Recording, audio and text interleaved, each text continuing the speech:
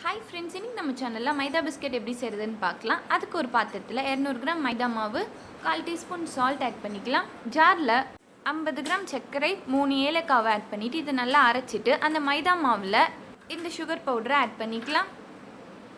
இதை நல்லா மிக்ஸ் பண்ணிவிட்டு காசின நெய்யை இதில் ஆட் பண்ணிவிட்டு இதையும் சேர்த்து நல்லா மிக்ஸ் பண்ணிக்கலாம்.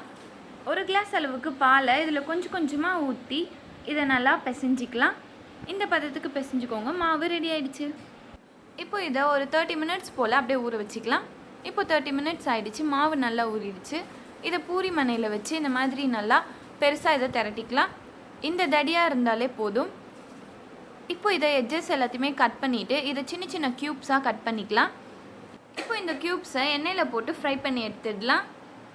இந்த ரெசிபி ரொம்ப டேஸ்டியாக இருக்கும். ரொம்ப சீக்கிரமாகவும் செஞ்சிடலாம். கண்டிப்பாக இந்த பிஸ்கெட்டை ட்ரை பண்ணி பாருங்கள். இப்போ பிஸ்கெட் ரெடி ஆகிடுச்சு.